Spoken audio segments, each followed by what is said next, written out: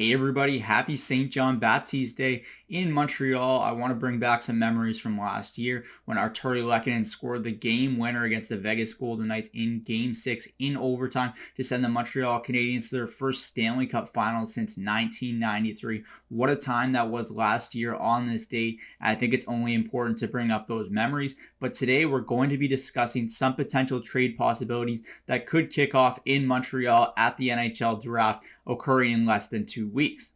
Now, the two obvious names that are currently sticking out that are gaining the most traction, at least in the media, are Josh Anderson and Jeff Petry. And there's certainly a possibility that both go in the next week or two, but I would say that Jeff Petry currently has better odds to be dealt, depending on if someone really steps up and gives Kent Hughes and company an offer that they just can't refuse for the big power forward winger.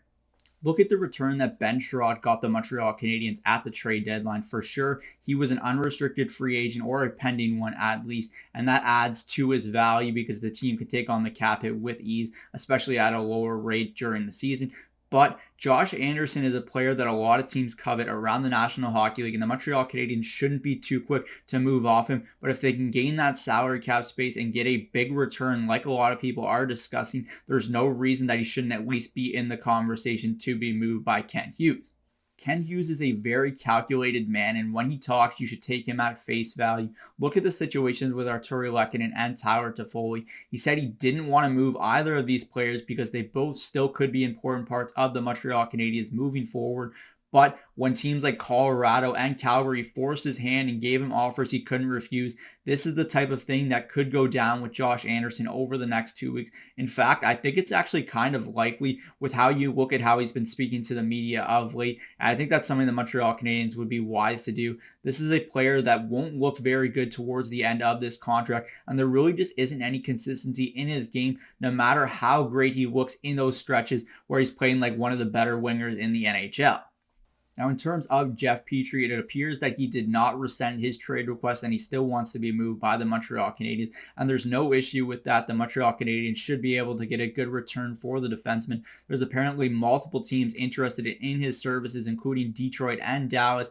And taking him back to his wife's hometown state in Texas would be a really good fit for both sides. Dallas is currently a team that is likely going to lose one of their top defensemen to unrestricted free agency this summer, and Jeff Petry could slot in and keep this team in a contention window after they hired Pete DeBoer.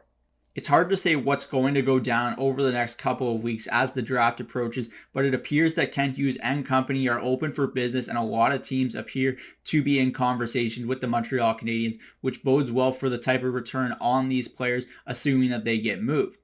That's it for me today from Cook's Corner. Comment down below what your thoughts are on this team heading into the draft, who will get moved before the entry draft, potentially even on draft night, and what you think the return will be for those players.